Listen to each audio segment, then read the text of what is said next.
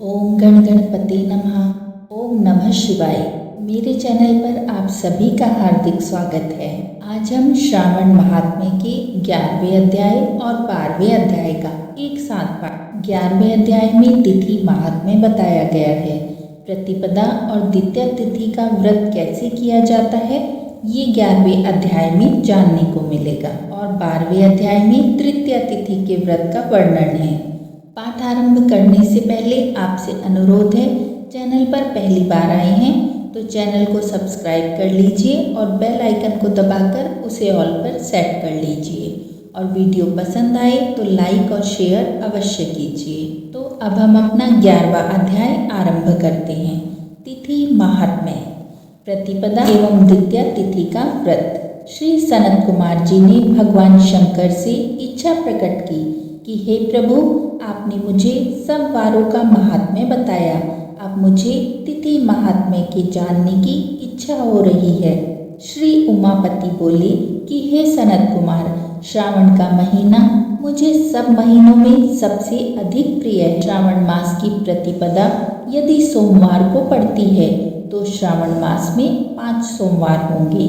ऐसा होने पर यह रोटक व्रत कहलाता है। उस दिन मनुष्य को व्रत रखना चाहिए। यह 3.5 मास का भी होता है।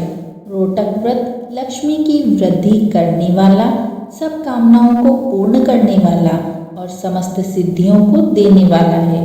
अब मैं तुमको रोटक व्रत को करने का विधान बताता हूँ। श्रावण मास की शुक्ल पक्ष की प्रतिपदा को प्रातः उठकर रोटक व्रत करने का इस प्रकार संकल्प करना चाहिए।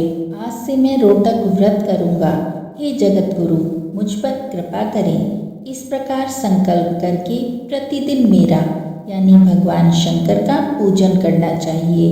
अखंडित बेलपत्र, तुलसी पत्र, नीलकमल, कमल, कलहार, कुसुम, चंपा, मालती, कुंद, अर्क आदि पुष्पों तथा अनेक प्रकार के ऋतुकालीन फूलों से धूप, दीप, नैवेद्य तथा अनेक प्रकार के फलों से पूजा करनी चाहिए। पुष्पहार नाम से 5 रोटक बनाने चाहिए। उनमें से 2 रोटक ब्राह्मण को दे देने चाहिए। 1 रोटक नैवेद्य के रूप में मुझे समर्पित करना चाहिए। 2 रोटक व्रतधारी को खाने चाहिए। केला, नारिकेल, जंबीरी, बिजौरा नींबू, खजूर, ककड़ी, दाख, नारंगी, मातुलिंग, अखरोट, अनार और ऋतु में पाए जाने वाले फलों से अर्ध दान के लिए उत्तम कहा गया है। इस व्रत को पूर्ण कर लेने पर सब कामनाएं पूरी हो जाती हैं। हे सनत कुमार, अब इस व्रत का पुण्य फल सुनो। जितना फल 7 समुद्र पर्यंत भूमि दान करने से मिलता है, उतना ही फल इस व्रत को विधि पूर्वक करने से प्राप्त हो जाता है। इस व्रत को 5 वर्ष तक करने से अतुल धन संपत्ति प्राप्त होती है। इसके उद्यापन में सोने के 2 रोटक बनाने चाहिए। पहले दिन अधिवासन करके अन्य दिनों में प्रातःकाल शिव मंत्र द्वारा घी तथा बेलपत्रों से हवन करना चाहिए। इस प्रकार व्रत करने से मनुष्य की सब मनोकामनाएं पूरी होती हैं। हे सनत कुमार, अब तुम द्वितीया के व्रत को सुनो। इस व्रत को करने वाला प्राणी लक्ष्मीवान तथा पुत्रवान हो जाता है। यह व्रत औदुंबर नाम से प्रसिद्ध है। यह सब पापों को नाश करने वाला है। मनुष्यों को श्रावण मास की तृतीया तिथि को प्रातः संकल्प करके विधिवत व्रत करना चाहिए। इस व्रत में गूलर, जिसको उदुंबर कहा जाता है, उसके पेड़ की पूजा की जाती है।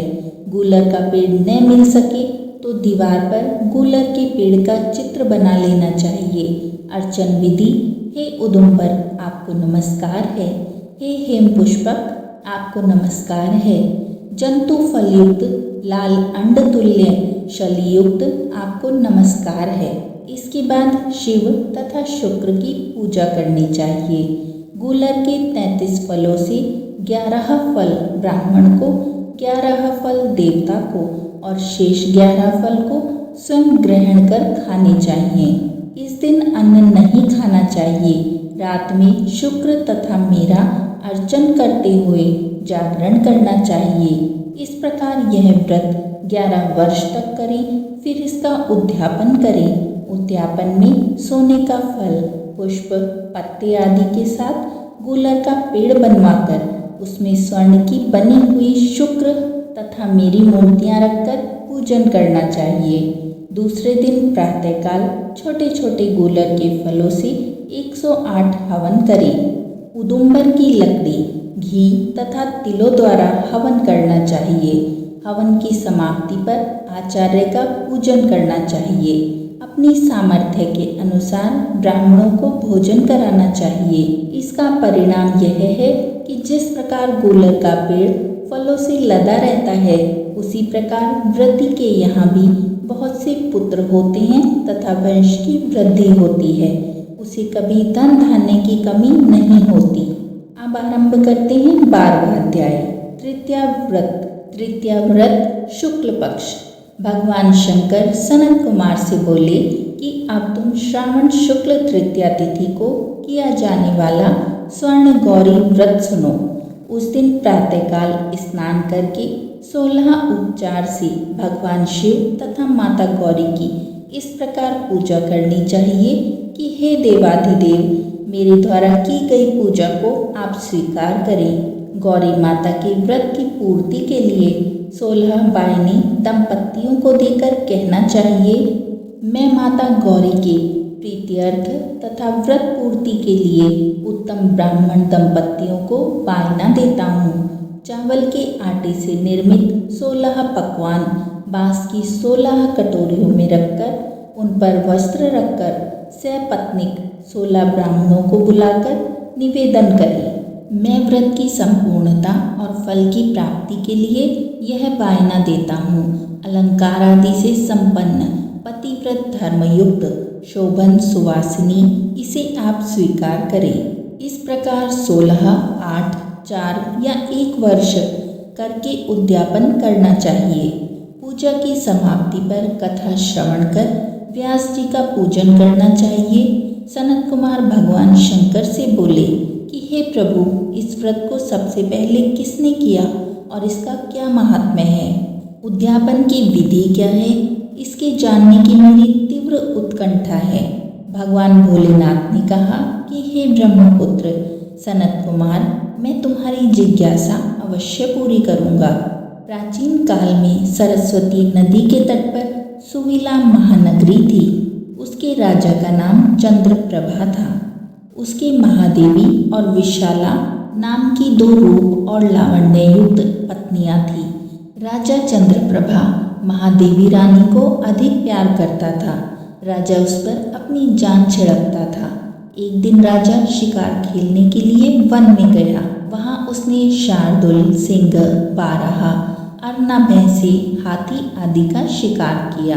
अब राजा को प्यास व्याकुल करने लगी। राजा वन में पानी पीने के लिए इधर उधर घूमने लगा।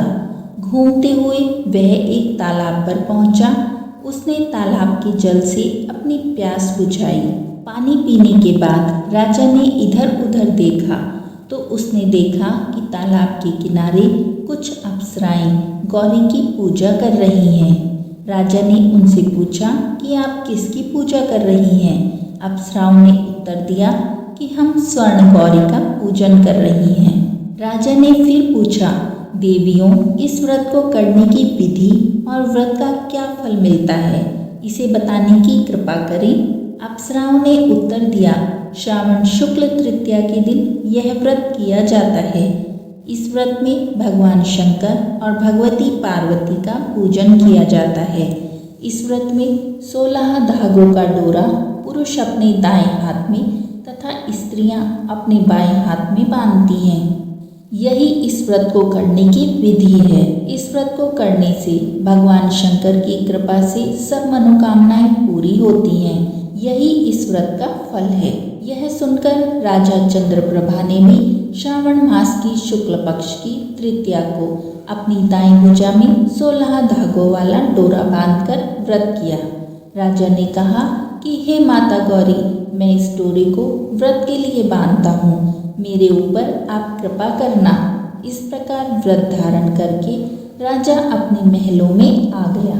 रानी महादेवी ने राजा के दाएं हाथ में बंधे डोरे को देखा तो पूछा कि यह क्या है। इस पर राजा ने व्रत के बारे में बता दिया। इस पर रानी क्रोध में भर गई और राजा के हाथ में बंधे हुए डोरे को तोड़कर एक सूखे पेड़ पर फेंक दिया। राजा ने रानी से कहा कि ऐसा करके तुमने अच्छा नहीं किया है, यह तुमने माता गौरी का अपमान किया है। इधर राजा की दूसरी रानी ने देखा कि सूखा पेड़ डोरे के प्रभाव से हरा भरा हो गया है। छोटी रानी ने उस डोरे को अपनी बाई भुजा में बांध लिया। ऐसा करने से छोटी रानी डोरे के प्रभाव से राजा की सर्वाधिक प्रिय हो गई। इधर बड़ी रानी व्रत का अपमान करने से राजा द्वारा त्याग देने के कारण दुखी होकर वन में चली गई। वन में वह महादेवी का ध्यान करके पवित्र मुनियों के आश्रमों में ठहरी, परंतु मुनियों ने उसे देखकर कहा कि अरे पिशाचनी, यहाँ से चली जा।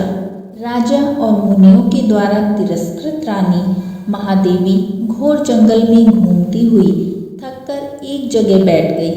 वह गौरी का स्मरण करके पश्चाताप के आंसू बहाने लगी। रानी को दुखी देखकर देवी को उस पर दया आ गई और उसे दर्शन दिए। रानी ने देवी को दंडवत प्रणाम किया और उनकी स्तुति करने लगी कि हे देवी, आपकी जय हो, आपको बारंबार नमस्कार है। हे भक्त वरप्रद, आपकी जय हो। हे मंगले मंगल रूपे, आपकी जय हो। इस प्रकार भक्ति के द्वारा देवी से वर प्राप्त करके बड़ी रानी ने गौरी अर्चन करके व्रत किया। व्रत के प्रभाव से राजा बड़ी रानी महादेवी को वनों से महलों में लेकर आया। देवी के प्रसाद से राजा तथा उसकी दोनों रानियों की सब इच्छाएं पूर्ण हुई। दोनों रानियों सहित राजा संपूर्ण राज्य का उपभोग कर समृद्धिशाली हो गया। अंत में राजा और दोनों रानियां देह त्याग करके शिवलोक को चली गई। शिवजी बोले कि हे तात, जो शोभना पार्वती का व्रत करता है वह मेरा तथा पार्वती का अत्यंत प्रिय प्राणी हो जाता है। इस लोक में सुख सुविधा भोगकर और अपने शत्रुओं पर विजय प्राप्त करके अंत में मेरे लोक को आता है। अब मैं तुमसे इस व्रत की उद्यापन विधि बताता हूँ। शुभ तिथि, शुभ वार, चंद्रबल, ताराबल हो जाने पर मंडप में अष्टदल कमल के ऊपर धान्य, उसके ऊपर घट स्थापित करना चाहिए। उस घट पर 16 पल का बना तांबे का पूर्ण पात्र रखना चाहिए। उस पूर्ण पात्र में तिल भरकर उसके ऊपर पार्वती तथा भगवान शंकर की प्रतिमा रखनी चाहिए। उसके ऊपर 2 श्वेत कपड़े और श्वेत रंग का यज्ञोपवित्र रखना चाहिए। विधि पूर्वक वेद मंत्रों से पूजन कराकर रात में जागरण करना चाहिए। अगले दिन प्रातःकाल पूजन करके हवन करें। पहले ग्रह होम और फिर आधान होम करना चाहिए। जौ मिश्रित तिल को घी में मिलाकर 1000 या 100 प्रधान आहुतियाँ देनी चाहिए। इसके बाद वस्त्र, अलंकार, धेनु आदि से आचार्य की पूजा करनी चाहिए। 16 भाइने निकालकर ब्राह्मणों को देना चाहिए और उन्हें भोजन कराना चाहिए तथा भोजनोपरांत दक्षिणा भी देनी चाहिए। इसके बाद अपने मित्रों संबंधियों को भोजन कराना चाहिए तथा स्वयं भी भोजन करना चाहिए। इस प्रकार ये 12वां अध्याय यही समाप्त होता है। कोई त्रुटि हुई है तो क्षमा कीजिए।